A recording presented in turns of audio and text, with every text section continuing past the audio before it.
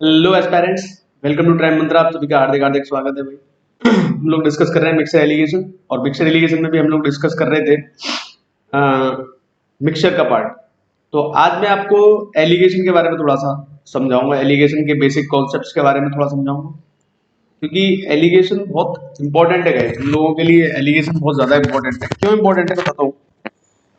देखो, basic average की बात जहां तक की जाए, जो एवरेज होता है यानी कि औसत, तो जहां भी हमको एवरेज का सेंस मिलता है, जहां भी हमें एवरेज का सेंस मिल जाए वहां पर हम ये यूज कर सकते हैं, वहां पर हम एलिगेशन का भी यूज कर सकते हैं। ये थोड़ा सा तो समझने वाली बातें होती है। बस समझाने के लिए ऐसा कुछ नहीं कि हार्ड एंड फास्ट बहुत ज्यादा मैं कुछ आपको इसके बारे में बताने वाला हूँ। मतलब मैं आपको एक चीज समझाने की कोशिश करता हूँ कि भाई एलिगेशन जो बेसिकली होता है, एलिगेशन का मतलब क्या होता है? पृथक्करण। पृथक्करण का मतलब क्या होता है कि अलग अलग करना, चीजों को अलग अलग डिस्ट्रीब्यूट करना या अलग अलग करना। और अलग अलग करने से मतलब क्या है? जैसे मिक्सचर में हम लोगों ने क्या किया, मिक्सचर में हम लोगों ने सिंपली चीजों को मिलाया। मिक्सचर में हमने सिंपली चीजों को मिलाया। एलिगेशन में हम सिंपली क्या करने वाले हैं? चीजों को अलग करने वाले हैं या फिर अलग अलग करके देखने वाले हैं। अब बेसिक मैं आपको समझाने वाला हूँ कि एवरेज क्यों है ये। जैसे देखो देखो भाई, मिक्सचर एलिगेशन हमने पढ़ रहे हैं, और मिश्रण के मैं 3 पार्ट्स बना चुका हूँ। पढ़ लेना ढंग से। एलिगेशन जो है उसको मैं आज स्टार्ट कर रहा हूँ। जिस तरीके से मिक्सचर के आपके कॉन्सेप्ट्स क्लियर हो गए हैं, उसी तरीके से कहाँ हमको एलिगेशन लगाना है, कहाँ हम एलिगेशन लगा सकते हैं इजीली, और किस तरीके से इसको अप्लाई किया जाता है, और लगता कहाँ पर है एलिगेशन। ऐसे नहीं कि हर जगह हम एलिगेशन लगा सकते हैं, है ना। उन सारी चीजों को मैं आपके साथ डिस्कस करने वाला हूँ आज गाइस, ठीक है। तो बेसिकली होता क्या है कि हमें ये चेक करना होता है कि हम एलिगेशन लगाएं कहां पर, ठीक है। तो आप एक सेंस समझो रेट का, दर का एक सेंस समझो। रेट, रेट क्या होता है? रेट यानी कि दर। जैसे मैंने कहा 10 रुपए पर केजी, ठीक है, ये एक रेट है। इससे क्या प्राइस मिलता है हमको, ठीक है। दूसरा एक और एग्जांपल समझते हैं। जैसे मैंने कहा स्पीड की बात अगर मैं करूं, स्पीड मैंने कहा किसी व्यक्ति की जो चाल है 20 मीटर पर सेकेंड, क्या है ये? एक रेट है। तो गैस एक बात याद रखना, जहां पर भी रेट का सेंस मिलेगा हमें, वहां पर हम एलिगेशन यूज करते हैं। जहां पर भी हमें रेट का सेंस मिले, दर का सेंस मिले, वहां पर हम एलिगेशन यूज करते हैं। ये सिंपल सा फंडा आप पकड़ लोगे तो आपको समझ में आ जाएगा एलिगेशन कहां लगाना है, कहां नहीं लगाना। जैसे मैं एवरेज की बात करूं, तो आप भाई आप कहोगे कि एवरेज भी एक रेट होता है, तो मैं आप लोगों से कहूंगा हाँ बिल्कुल, एवरेज एक रेट होता है। एवरेज रेट क्यों होता है मैं बताता हूँ, समझाता हूँ। मैंने कहा कि लड़की, जैसे कई क्लास है, तो लड़कों का जो मैंने कहा एवरेज वेट जो है 20 kg या 30 kg है। तो उसका मतलब क्या होता है? एवरेज वेट ऑफ बॉयज लिखा मैंने, एवरेज वेट ऑफ बॉयज अगर मैंने ये लिखा सपोज करो, तो इसका सीधा सा मतलब ये होता है, मैंने कहा कि भाई 30 kg है, 30 kg पर बॉय होता है वो। मतलब उसका किस पे होता है? एक लड़के पर। यानी कि एवरेज का बेसिक मीनिंग क्या होता है? Equal distribution. तो ये एवरेज हो गया कि नहीं हो गया? समझो बात को बहुत ध्यान से, क्या समझाने की कोशिश कर रहा हूँ। 30 kg पर बॉय का मतलब क्या होता है? 30 kg पर बॉय का मतलब ये हुआ कि एक व्यक्ति, एक लड़के का कम से कम वजन 30 किलोग्राम है, तो ऐसे में इक्वल डिस्ट्रीब्यूट कर सकता हूँ सभी बच्चों पर। तो हाँ, ये एवरेज का सेंस है। जहां पर मुझे एवरेज का सेंस मिल जाता है वहां पर मैं एलिगेशन यूज कर सकता हूँ। जहां पर मुझे एवरेज का सेंस मिल जाए वहां पर मैं एलिगेशन यूज कर सकता हूँ। जैसे कि देखो, सिंपल सा मैं एक एग्जांपल लेता हूँ। एक छोटा सा एग्जांपल लिया मैंने कि दो तरीके की चीजें हमारे पास हैं। एक शुगर मैं मान लेता हूं, एक फर्स्ट क्वालिटी की शुगर है, एक सेकंड क्वालिटी की शुगर है हमारे पास, शुगर 1 एंड शुगर 2। दो तरीके की शुगर है हमारे पास, यानी कि चीनी, दो तरीके की चीनी हमारे पास है। इसका जो प्राइस मैंने मान लिया 28 रुपीज पर किलोग्राम है। इसका प्राइस मैंने मान लिया 37 रुपीज पर किलोग्राम। ठीक है भाई, बहुत ध्यान से मेरी बात समझते रहना, इजीली समझ में आएगी हर चीज, ठीक है। शुगर, दो तरह की मैंने शुगर ली। एक शुगर का प्राइस जो हमारा 28 रुपीज पर किलोग्राम है, और दूसरी जो शुगर है उसका प्राइस हमारा कितना है? 37 रुपीज पर केजी। ये बात समझ में आई रही होगी सब लोगों के। अब मैंने क्या किया, इन दोनों को मिक्स कर दिया। मिक्स करने के बाद जो मिक्सचर बना, मिक्सचर में क्या मिलेगा तुम लोगों को, मिक्सचर में मिलेगा शुगर 1 और शुगर 2 दोनों। ये बात समझने वाली है, थोड़ी सी बस इसमें टाइम ले रहे हैं, स्टार्टिंग में समझाने के लिए है ना, बाद में सारी चीजें क्लियर ही हो जाएंगी। ठीक है, शुगर 1 ले ली मैंने, शुगर 2 ले ली और ये जो प्राइस पड़ा मुझे कंबाइंड मिक्सचर का, ये प्राइस मुझे पड़ा 33 रुपीज पर किलोग्राम। ये प्राइस मुझे कितना पड़ा, 33 रुपीज पर किलोग्राम। तो मेरा क्वेश्चन सिंपल सा जो बेसिक क्वेश्चन होता है, in what ratio sugar 1 and sugar 2 are mixed, किस रेशो में ये दोनों शुगर मिलाई गई है, शुगर 1 और शुगर 2 को हमने किस रेशो में ऐड किया। सिंपल सा ये इसका फंडा है, ये इसका क्वेश्चन का मतलब है, सिंपल सा ये समझाना चाह रहा है आपको। ठीक है भाई, बात आई समझ में कुछ। ठीक है, अब देखो ध्यान से कुछ चीजें और समझते हैं। देखो भाई, अगर मैं सिंपली इस क्वेश्चन को सॉल्व करने जाऊं, तो मैं क्या करूंगा, मैंने कहा भाई मान लिया x किलोग्राम तो मैंने ली थी शुगर 1, ठीक है, और y किलोग्राम मैंने ली थी शुगर 2। सिंपल सा मैंने आपसे ये बोल दिया कि भाई मैंने शुगर 1 जो ली थी वो कितनी ली थी, x किलोग्राम, और शुगर 2 जो मैंने ली थी वो कितनी ली थी मैंने, y किलोग्राम।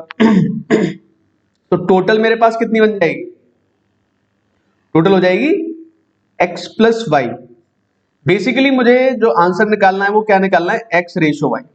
बेसिकली मुझे जो आंसर निकालना है वो किस चीज का निकालना है, x रेशो वाई का मुझे आंसर निकालना है। तो भाई मैं क्या करता, मैं कहता भाई 28 रुपए पर केजी वाली जो है, जो 28 रुपए पर केजी वाली है उसका प्राइस हो जाएगा 28x, और जो 37 रुपए पर केजी वाली है उसका हो जाएगा 37y, और टोटल जो हो जाएगा 33x प्लस वाई। हाँ कि ना, एवरेज का मतलब ये तो होता है कि भाई दोनों को जोड़ के कितना मिल रहा है, मुझे एक का प्राइस इतना मिल रहा था, दूसरी का प्राइस इतना मिल रहा है, दोनों को जोड़ दिया मैंने। तो अब मेरे पास देखो 33x है, इधर जाएगा, ये 37y है, तो 37y माइनस 33y और 33x माइनस 28x अगर मैं करूंगा तो फाइनली देखो मुझे क्या मिलने वाला है, 4y is equal to 5x मिल जाएगा। और फाइनली अगर मैं x अपॉन y लिखूं, x अपॉन y ध्यान रखना, तो मुझे क्या मिलेगा 4:5। क्या मिलेगा मुझे 4:5। यानी कि मैंने किस रेशो में इन दोनों को मिक्स किया, मैंने इन दोनों को मिक्स किया 4:5 में। अब वो 4:5 कुछ भी हो सकता है, कुछ भी लगा के देख लो आप। यानी कि मैं अगर कहूं कि ये शुगर 1 40 किलोग्राम है तो ये 50 किलोग्राम हो जाएगी। समझना ध्यान से बात को।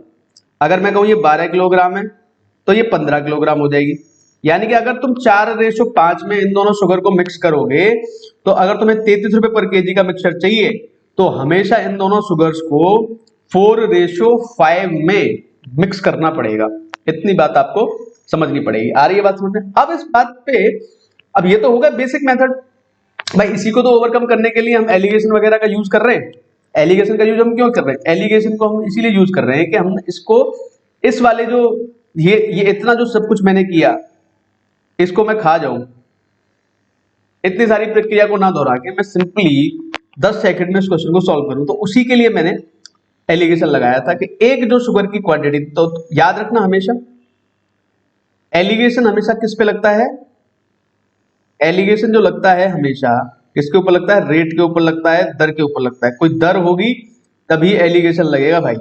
इस बात को अगर आप समझ जाओगे अभी तो ज्यादा अच्छा रहेगा आप लोगों के लिए, नहीं तो बाद में तो फिर ये दिक्कतें देती है सारी चीजें। ठीक है भाई, आ रही है बात समझ में? चलो मैं इसको तुम्हें हाईलाइट करके रख देता हूं कि एलिगेशन जो है वो हमेशा किसके ऊपर लगता है, दर के ऊपर लगाते हैं। मैं हिंदी में लिख देता हूं, एलिगेशन हमेशा दर के ऊपर लगाते हैं। हम सीधा एलिगेशन नहीं लगा सकते। देखो गाइस, इतना डीपली और इतना आराम से हम क्यों पढ़ रहे हैं, क्योंकि ये सारी चीजें हमें कभी भी क्लियर नहीं होती पूरी तरीके से, हमें एलिगेशन कभी भी क्लियर नहीं होता। इसलिए मैं चाह रहा हूं कि आपको एक एक फंडा क्लियर हो जाए, है ना। चलो भाई, अब मैं एलिगेशन लगाने की बात करता हूं। तो एलिगेशन लगाता हूं, तो एक जो प्राइस था कितना था, 28 रुपए पर केजी, तो रेट पे लगेगा ना। ये 28 रुपए पर किलोग्राम वाली है और ये किस वाली है, 37 रुपीज पर केजी वाली है। और बीच में क्या रख लेते हैं हम 33 रुपीज, जो मीन वैल्यू आती है। ठीक है, इनको हम एलिगेट करते हैं। एलिगेशन का मतलब क्या होता है, बड़े में से छोटा घटाना, सिंपल सा ये याद रखो क्रॉस मल्टीप्लाई करने के लिए। तो इधर हो जाएगा 37 माइनस 33 और इधर हो जाएगा 33 माइनस 28। तो फाइनली मुझे क्या मिल जाएगा 4:5। जो ये मिलता है मुझे हमेशा याद रखना, जो 4:5 जो मुझे मिलता है, तो इसको बहुत ध्यान से समझो। ये 4 और 5 क्या है, ये किलोग्राम्स ही है ये हमारे, हमेशा याद रखो। रेशियो ऑफ क्वांटिटी मिलता है, एलिगेशन लगाया मैंने रेट पे, तो यहां मुझे क्या मिला, रेशियो ऑफ क्वांटिटी। यहां मुझे क्या मिल गया रेशियो ऑफ क्वांटिटी। तो अब मेरी बात समझो ध्यान से। एलिगेशन में लगा रहा हूं, अगर एलिगेशन में लगा रहा हूं तो एलिगेशन किस पे लगाया मैंने, रुपए पर केजी पे। किस पे लगाया मैंने एलिगेशन, रुपए पर केजी पे। तो मैं जब एलिगेशन लगा दूंगा तो उसके बाद जो मुझे रेशियो मिलेगा वो किसका मिलेगा, केजी का। हमेशा जो नीचे वैल्यू होती है ना, ये जो वैल्यू होती है डिनोमिनेटर की, जो वैल्यू बनती है हमेशा यही मिलेगी हमेशा। गाइस याद रखना, ये किलोग्राम ही है। ये जो रेशियो मिलता है किसका मिलता है, रेशियो ऑफ क्वांटिटी मिल रहा है ना इसमें। अगर मैं स्पीड पे लगाऊं सपोज करो, तो स्पीड की यूनिट क्या होता है, मीटर पर सेकंड। स्पीड की यूनिट किलोमीटर पर आवर होती है, यानी कि उसके नीचे क्या आता है डिनोमिनेटर में, टाइम। तो जब भी स्पीड के ऊपर एलिगेशन लगाओगे तो आपको किसका रेशियो मिलेगा, टाइम का रेशियो मिलेगा। आप इस एलिगेशन को सिर्फ इसी तरीके से नहीं लगा सकते, आप और भी तरीके। ये स्टार फॉर्मेशन तो हमने बना दिया अपने स्तर से, क्यों बना दिया, क्योंकि क्रॉस मल्टीप्लीकेशन होता है, आपको देख ही रहा होगा, यहाँ पे क्रॉस मल्टीप्लाई होता है। यहाँ हम जो करते हैं वो क्रॉस हो जाता है, समझ रहे हो बात को, इसीलिए क्रॉस करके हम इसको इजी कर लेते हैं। अब मेरी बात बहुत ध्यान से समझना, अगर क्या मैं इसको एक लाइन एलिगेशन के थ्रू नहीं, स्ट्रेट एलिगेशन के थ्रू नहीं कर सकता क्या, एक स्ट्रेट एलिगेशन रख दूं मैं यहाँ पे, इधर की साइड में मैं रख देता हूँ 28 रुपीज पर केजी, और इधर की साइड में मैं रख देता हूँ 37 रुपीज पर केजी। यार मुझे बैलेंस बनाना है भाई, समझे बात को, नहीं समझे, मुझे क्या बनाना है, बैलेंस बनाना है। और बैलेंस बना के मुझे कितने पर रखना है, 33 रुपीज पर केजी पे रखना है। तो हमेशा याद रखो किस तरीके से लिख दोगे इसको, ऐसे करके क्रॉस किया जाता है इस तरीके से। ये सब एलिगेशन के पार्ट है। 37 माइनस 33 कितना हो जाएगा, 4। इधर रेशियो 5 आ जाएगा। समझे बात को, आप स्ट्रेट एलिगेशन के थ्रू भी इसको लिख सकते हैं। सिर्फ यही एक मेथड नहीं होता कि स्टार फॉर्मेशन बनाया और लिख दिया। ये स्टार फॉर्मेशन बनता क्यों वो बताने की कोशिश कर रहा हूं, क्योंकि क्रॉस प्रोडक्ट बनता है वहां पर। आ रही है बात समझ में। और अगर आप चाहो, और अगर इसको बहुत आराम से आप चाहो तो मैं और आसानी के साथ आपको समझा सकता हूं। देखो, एक क्वांटिटी है N1, एक रेट है N2, और इनका मीन कितना है N। ठीक है, इस पे एलिगेशन अगर मैं लगाता हूं तो मुझे x रेशो y मिलता है। ठीक है, x रेशो y मिलता है। तो आप क्या करते हो कि भाई या तो N2 में से N1 माइनस करोगे, N माइनस करोगे, तो फिर N में से N1 माइनस करना पड़ेगा। इस तरीके से तो करते हैं यार हम लोग। तो फाइनली होता क्या है कि N2 माइनस N की जो वैल्यू आती है, और जो N माइनस N1 की जो वैल्यू आती है, जो रेशो मिलता है, मुझे किसके बराबर मिल जाता है, x अपॉन y के बराबर मिल जाता है। यही फॉर्मेशन मैंने किया था, यही फॉर्मेशन मैंने किया था, जो मैंने स्टार्टिंग में आपको एवरेज समझाया है। ठीक है, तो इतना डीपली मत जाओ, बस कुछ चीजें समझ लो जो मैं समझाने की कोशिश कर रहा हूं, जो कि मैं ये समझाने की कोशिश कर रहा हूं। ठीक है, ये आ कैसे रहा है, क्रॉस प्रोडक्ट क्यों हो रहा है, ये सब मैंने आपको समझा दिया। इसीलिए हो रहा है कि मुझे क्या वैल्यू निकालनी थी, मुझे ये वैल्यू निकालनी थी, मैंने ये वैल्यू निकाल डाली। आ रही है बात समझ में भाई सब लोगों के, यही तो मिला मुझे फाइनली, समझ रहे हो ना। यहाँ पे x किलोग्राम था, ये y किलोग्राम था, और ये x प्लस वाई हो जाएगा, एवरेज का सेंस। तो एक तरफ जो वैल्यू आती है वो चीपर आती है, चीपर या छोटी वैल्यू, एक तरफ डियरर आती है, डियरर मान लो या बड़ी मान लो, बड़ी वैल्यू। बीच में क्या मिलता है हमको, मीन क्या होता है, औसत। ठीक है, फिर एलिगेशन लगा दिया जाता है इसके ऊपर इस तरीके से। तो जो डियरर में से तो मीन माइनस हो जाता है, और मीन में से ये चीपर वाला माइनस हो जाता है। इस तरीके से हमको रेशियो मिल जाता है। तो ये कंप्लीट जो एलिगेशन का फॉर्मेट होता है।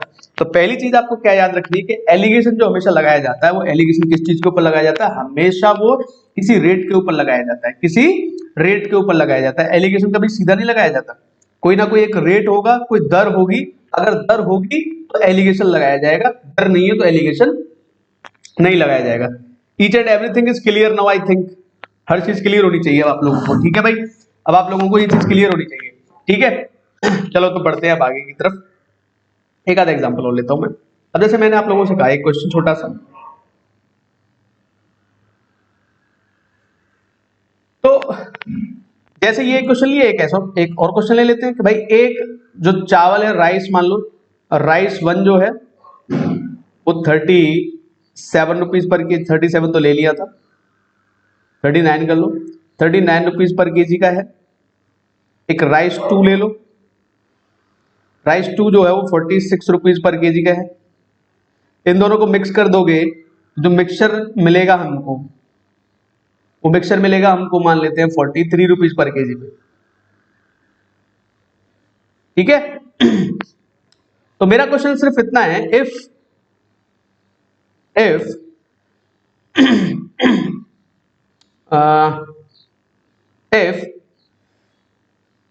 12 kilogram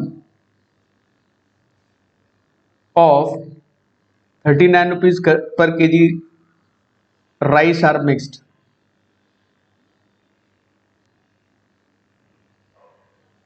find the quantity of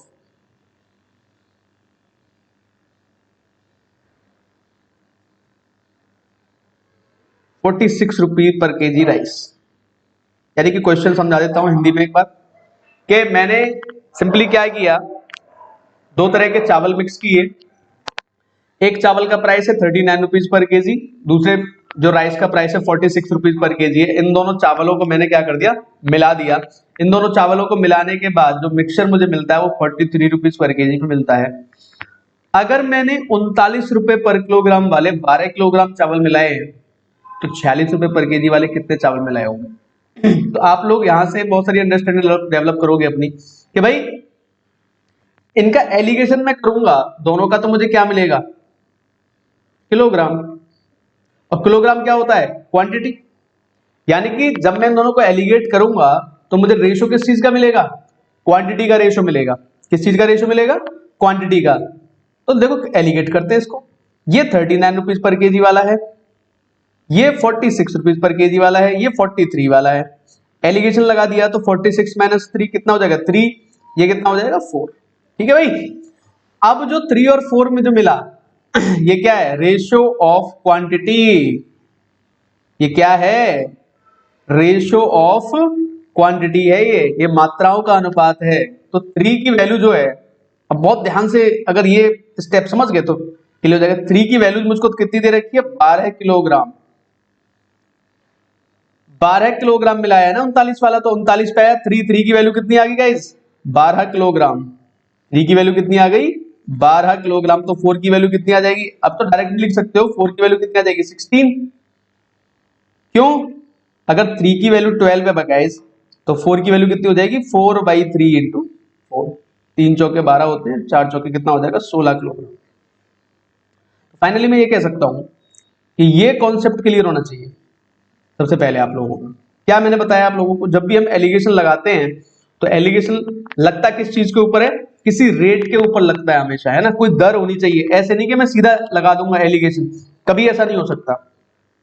कभी ऐसा नहीं होता कि मैं एलिगेशन, देखो मैं फाइनली एक और चीज लिख देता हूं यहाँ पे, आप बताना मेरे को। एक छोटा सा क्वेश्चन है आप लोगों के लिए। दो क्वांटिटी है, 20 किलोग्राम 30 किलोग्राम। दो क्वांटिटी है, 20 rupees per KG, 30 rupees per KG. एक यहां पे क्वांटिटी है 20 मीटर, 30 मीटर। एक और ले लेता हूं मैं, 20 किलोमीटर पर आवर और 30 किलोमीटर पर आवर। 20 केजी पर गर्ल, 30 केजी पर बॉय। अब मुझे एक बात बता दो आप सभी लोग, ये सारा का सारा जो मैंने लिखा ये सारा का सारा जो मैंने लिखा, इनमें से किन किन में एलिगेशन लग सकता है और कहां कहां एलिगेशन नहीं लग सकता। अगर आपने ये बात पकड़ ली तो एलिगेशन का ये कॉन्सेप्ट क्लियर हो जाएगा आपका, कि एलिगेशन हम कहां लगा सकते हैं, कहां पर एलिगेशन नहीं लगता है। तो देखो सिंपल सी बात है, मैंने क्या बताया, एलिगेशन हमेशा रेट के ऊपर लगता है। तो क्या ये रेट है भाई, तो रेट नहीं है, इस पे नहीं लगेगा। आ रही है बात समझ में भाई, इस पे नहीं लगेगा, कैंसिल कर दो इसको। ये क्या है, एक रेट है तो इस पे लग जाएगा। 20 रुपीज पर केजी और 30 रुपीज पर केजी क्या एक रेट है? तो यहां लग सकता है, लग सकता है। क्या ये एक रेट है 20 मीटर और 30 मीटर? ये लेंथ कंपोनेंट है, सिर्फ एक लेंथ के कंपोनेंट दर्शा रहे हैं कि एक 20 मीटर लंबा है, एक 30 मीटर लॉन्ग है, एक 20 मीटर लॉन्ग है। तो इस पे लग सकता है? No, no possibility. तो यहां पे भी नहीं लगेगा, गलत कर दो। 20 kilometre per our, 20 kilometre per our and 30 kilometre per our, क्या ये एलिजिबिलिटी है? हाँ बिल्कुल है। क्यों? क्योंकि एक रेट है, ये एक दर है। तो यहां लगेगा गाइस, तो यहां लगेगा एलिगेशन। इस पे आ जाओ, 20 किलोग्राम पर गर्ल, 30 किलोग्राम पर बॉय, ये वेट है। ये वेट का एवरेज दे रखा है गाइस। प्रति लड़की वजन कितना है? 20 किलोग्राम। प्रति बच्चे वजन कितना है? 30 किलोग्राम। तो क्या कह सकता हूं मैं? यहाँ एलिगेशन लगेगा? अरे हाँ बिल्कुल लगेगा भाई, तो यहाँ एलिगेशन लग जाएगा। तो सिंपल सा फंडा समझ में आया एलिगेशन का? आप लोगों को नहीं समझ में आया? सिंपल सा फंडा ये है एलिगेशन का कि जहां मुझे रेट दिखाई देता है वहां पर मैं एलिगेशन लगा सकता हूं। That is very very very simple guys. अरे ये बात सुनने, अब देखो मैं तुम्हें कुछ इंटरेस्टिंग चीज बताता हूं। एक छोटा सा क्वेश्चन लिया मैंने,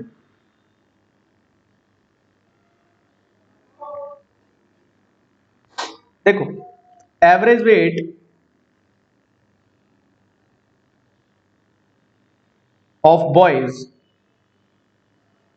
इन ए क्लास इज 27 किलोग्राम, ठीक है। And average weight of girls is 19 kilogram.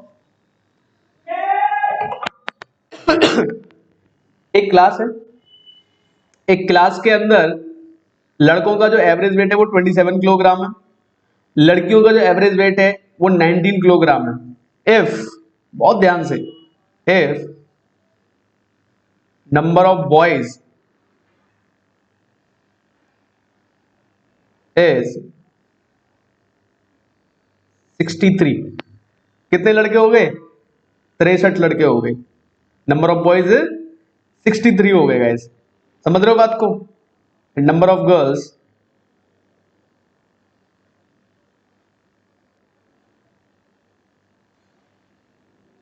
is, number of boys is 63 and number of girls is 21. Find average weight of whole class. अब ये क्वेश्चन आप लोगों ने बहुत देखा होगा, बहुत ट्राई किया होगा, कई बार आप लोगों ने ट्राई किए होंगे इस तरह के क्वेश्चन। हमसे ये कह देता है कि लड़के तो हैं 27, लड़कों का एवरेज वेट कितना है? 27 किलोग्राम। लड़कियों का एवरेज वेट कितना है? 19 किलोग्राम। लड़कों की संख्या कितनी है भाई? 63 है। लड़कों की संख्या कितना, लड़कियों की संख्या कितनी है? 21 है। तो पूरी क्लास का एवरेज वेट क्या है? तो बेसिक तरीका बता रहा हूं, पहले बेसिक सॉल्यूशन क्या होता है इसका। तो क्योंकि बेसिक सॉल्यूशन से तो हम करते ही हैं, तो बेसिक सॉल्यूशन तो देखो इसका ये होता है कि लड़के कितने हैं भाई? कितना वजन लड़कों का? 27 किलोग्राम है, मल्टीप्लाई बाई लड़के कितने? 63, प्लस लड़कियों का वजन कितना है? 19 किलोग्राम, लड़के कितने? 21, डिवाइड बाई, किससे डिवाइड करोगे? दोनों लड़के लड़कियों की संख्या से, 63 और 21 को जोड़ दोगे और 63 प्लस 21, तो फाइनली जो मिलेगा वो ये मिलेगा, 27 into 63 plus 19 into 21 divide by 80। हाँ के ना? यही मिलता है गाइस। अब आप मुझे बताओ सोच समझ के कि कैलकुलेटिव बनेगा कि नहीं बनेगा ये क्वेश्चन, कि भाई 27 से 63 या तो आपको अच्छी तरीके से कैलकुलेट करना आता है, जैसे मैं 7 से काट दूं 12 बार, 7 से इसको काट दिया जाए 9 बार, 7 से इसको काट दिया 3 बार, 3 से कट जाएगा ये 3 से 3 बार, 3 से कितनी बार कट जाएगा? ये 4 बार कट जाएगा। 27 दिया होते हैं 81, 81 और 19 कितने हो जाएंगे? 100, 100 डिवाइड बाई 4 करोगे तो कितना आ जाएगा? 25 किलोग्राम पर स्टूडेंट। हाँ कि ना? सोचो समझो और बताओ मुझे जरा, क्या मैंने सही किया है? हाँ भाई। तो इस तरीके से या तो आप पे कैलकुलेशन बहुत अच्छी तरीके से आती है करनी, या फिर मैं आपको तरीका बताता हूँ कैसे इसको सॉल्व करना है गाइस। बहुत ध्यान से मेरी बात समझना, किस तरीके से इसको सॉल्व करना है, कैसे सॉल्व कर सकते हैं इसको इजीली। देखो ध्यान से,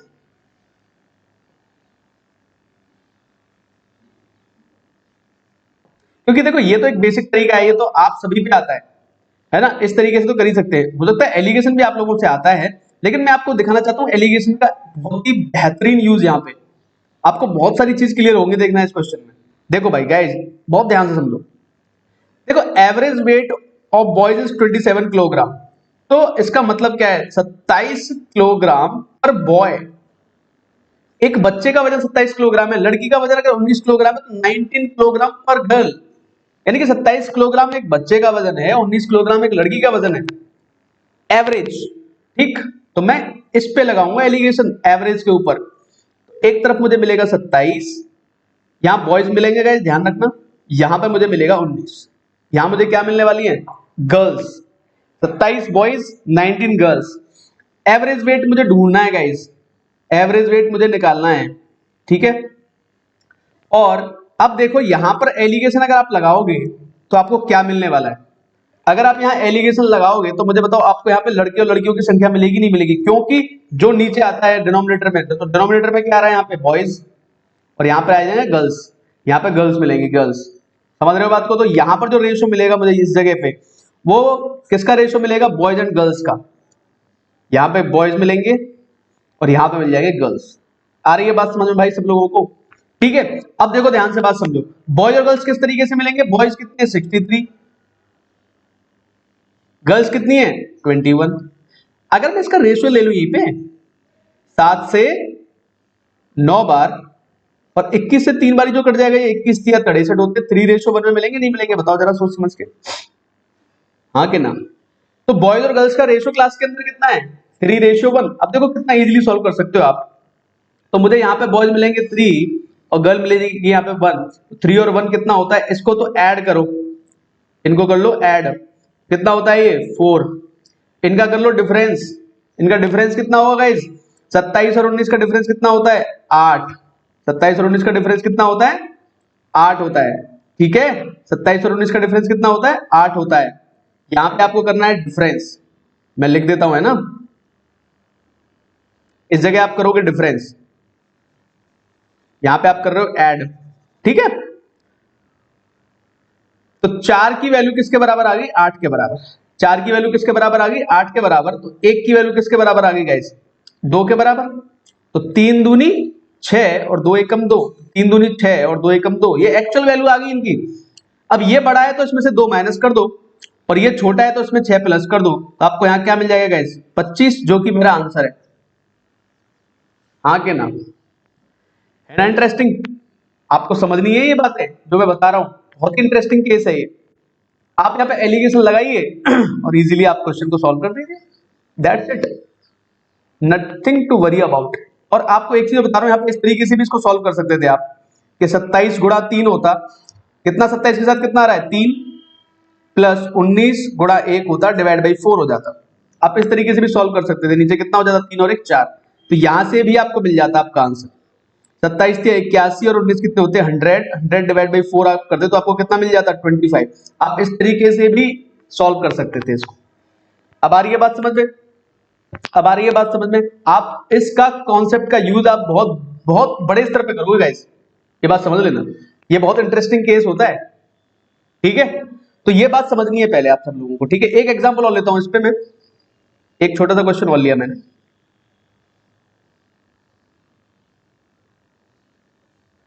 ठीक है।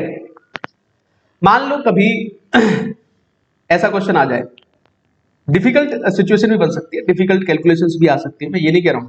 तो डिफिकल्ट कैलकुलेशन आ जाए तो उसको भी सॉल्व कर सकते हो आप, इसी पैटर्न पे जाके सॉल्व कर सकते हो आप। मान लो दो तरीके की स्पीड है, ठीक है। स्पीड 1 जो है मेरी, वो है 12 किलोमीटर पर आवर, और स्पीड 2 जो है वो 20 किलोमीटर पर आवर, ठीक है। Speed 1 is 12 kilometre per our, speed 2 is 20 kilometre per our. अगर मान लेते हैं मैं टोटल डिस्टेंस को ही कवर करता हूं, ठीक है, ऐसा क्वेश्चन आता है, ध्यान से समझना बात को। मैं कोई टोटल डिस्टेंस कवर करता हूं, और इस टोटल डिस्टेंस को कवर करने में कुछ मेरी एवरेज स्पीड रहती है, टोटल डिस्टेंस को कवर करने में कुछ मेरी एवरेज स्पीड रहती है गाइस, बहुत ध्यान से समझना। देखो, तो average speed in whole journey is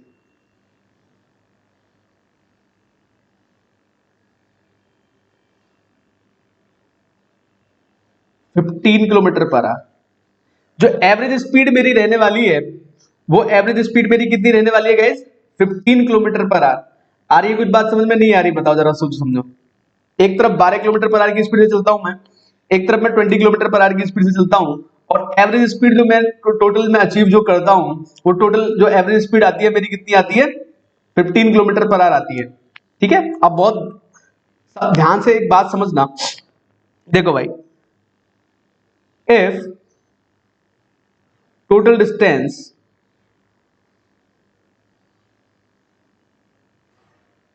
covered by me is 84 kilometre. ठीक है, अगर मैं टोटल कितनी डिस्टेंस कवर करता हूं? 84 किलोमीटर कवर करता हूं। 84 छोड़ो, यहां पे करो आप लोग, चलो 84 कर लो, कोई फर्क नहीं पड़ता वैसे तो। 84 किलोमीटर। फाइंड द डिस्टेंस, अब ये देखो, find the distance covered by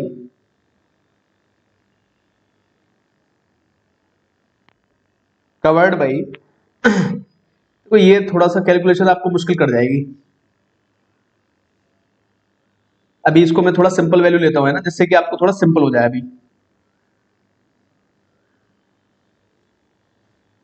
भाई 120 किलोमीटर ले लेता हूं, ठीक है, 120 kilometre. Find the distance covered by 12 kilometre per our speed. अब ऐसा क्वेश्चन मैंने बना दिया, सपोज करो, देखो ये आपकी अंडरस्टैंडिंग बिल्ड करने के लिए मैं क्वेश्चंस डेवलप कर रहा हूं। ऐसा नहीं कि मेरा कोई ध्येय आपको इस तरह के क्वेश्चन में फंसाने का है, लेकिन आप कर सकते हो देख के। लेकिन बहुत सारे बच्चे बहुत बड़ी गलती करते हैं यहाँ पे, और वो गलती मैं बताऊंगा क्या करते हैं बच्चे। जब हम एलिगेशन लगाएंगे, यहाँ पे सोल्यूशन देखो आप बहुत ध्यान से। जब हम यहाँ पे एलिगेशन लगाने वाले हैं, तो जब मैं एलिगेशन लगाऊंगा तो एक तरफ स्पीड है 12 किलोमीटर पर आवर, एक तरफ स्पीड है 20 किलोमीटर पर आवर, एक तरफ मुझे मिल जाएगा 15। जब मैं एलिगेशन लगाऊंगा 20 माइनस 15 आ जाएगा यहाँ पे, और 15 माइनस 12, यानी कि मुझे जो रेशियो मिलेगा वो कितना मिलेगा गाइस? 5:3। 5:3। बहुत इत्मीनान के साथ और ध्यान के साथ मेरी बात समझना भाई गाइस। ये रेशियो जो मिला है ना मुझे, ये रेशियो ऑफ टाइम है। ये क्या है? Ratio of time. बहुत सारे बच्चे क्या करते हैं, यहीं पर वो क्या काम कर देते हैं कि इसको ही जो है ना स्पीड का, इसको ही अपना वो बना लेते हैं, डिस्टेंस का रेशियो बना देते हैं इसी को। ये गलत हो जाता है। ये रेशियो ऑफ टाइम आता है, हमेशा याद रखो। रेशियो ऑफ टाइम क्यों आ रहा है? क्योंकि स्पीड क्या होती है? Kilometre per our, 20 kilometre per our. तो ये क्या चीज है भाई, बताओ जरा सोच समझ के। ये अगर स्पीड है तो इनके डिनोमिनेटर में क्या आ रहा है? टाइम। तो मुझे किसका रेशियो मिलेगा गाइस? टाइम का रेशियो मिलेगा कि नहीं मिलेगा? तो एलिगेशन ऐसे क्वेश्चन में कैसे लगाया जाता है वो समझाने की कोशिश कर रहा हूं आपको। अब देखो ध्यान से, मैं देखूंगा टोटल टाइम मुझे कितना लग रहा है। तो 120 किलोमीटर में जा रहा हूं और 15 की स्पीड से जा रहा हूं, यानी कि मैंने टोटल कितने घंटे सफर किया? 8 आवर्स। तो कितने घंटे सफर किया मैंने? 8 घंटे सफर किया मैंने। ठीक है, 8 घंटे मैंने सफर किया। तो अब इस टाइम को 8 घंटे में बांट दो, समझे? अब इस टाइम को 8 घंटे में बांटो तो ये 5 घंटे आ जाएगा, ये 3 घंटे आ जाएगा। 8 की वैल्यू 8 है, तो 12 15 कितना हो जाएगा? 60 किलोमीटर। तो 12 की स्पीड से मैं कितना चलाऊं? 60 किलोमीटर। अब आई बात को समझ में। सपोज करो मैं यहाँ पे डिस्टेंस लेता, सपोज करो यहाँ पे मैं डिस्टेंस लेता, मैं मान लो यहाँ डिस्टेंस लेता 150। बहुत ध्यान से समझना, मैं यहाँ पे डिस्टेंस ले रहा हूँ 150 किलोमीटर। अगर मैं यहाँ पे 150 किलोमीटर डिस्टेंस ले लेता, तब कैसे सॉल्व करते आप लोग? तब कैसे सॉल्व करते भाई? तब ऐसे सॉल्व करते कि 150 को देखते 15 से डिवाइड करके, तो आपको मिलते 10 घंटे। कितने घंटे मिल जाते आपको? 10 आवर्स। तो फाइनली आप देखते हैं यहाँ पे जाके कि भाई ये क्या है, मुझे रेशियो ऑफ टाइम मिल रहा है 5 और 3 8। तो मैं यहाँ लिखने वाला हूँ गाइस 5 और 3 8 की वैल्यू मुझे मिल जाती है 10। तो एक की वैल्यू मुझे कितनी मिलती है? 10/8। 1/8 यानी कि 100/8 कितना होता है? 12.5। तो ये कितना आ जाता है? 1.25। 10/8 कितना आ जाता है? 1.25। तो 1 की वैल्यू मुझे मिलती है 1.25। तो एक की वैल्यू इतनी होती, तो 3 की वैल्यू कितनी हो जाती है? इसमें 1.25 का मल्टीप्लाई करते, इसमें भी 1.25 का मल्टीप्लाई करता, तो 3 की वैल्यू मुझे मिल जाती है 3.75, और इसकी 125 पंजे 625 होता है, ये मुझे मिलता है 6.25। और ये क्या मिल जाते हैं मुझे? एग्जैक्ट घंटे मिल जाते हैं कि इतने इतने घंटे ये लोग चले हैं। तो ये कितनी दूरी चला होगा? तो 12 से इसको मैं गुणा करता, तो 12 से जब मैं 6.25 को मल्टीप्लाई करता तो मुझे कितना मिल जाता? 12 छक्के होते 72। देखो यहाँ पे सॉल्व कर देता हूँ, 12 छक्के होते हैं 7200 और 25 गुणा 12 होते हैं 300। ठीक है, 2 जीरो कैंसिल कर देना, कितना आ जाता? 75 किलोमीटर। कितना आ जाता? 75 किलोमीटर। आ रही है कुछ बात समझ में गाइस? बहुत इंपॉर्टेंट कॉन्सेप्ट समझाने की कोशिश कर रहा हूं आप लोगों को, यानी कि इस क्वेश्चन में बहुत लोग बहुत बार गलतियां करते हैं।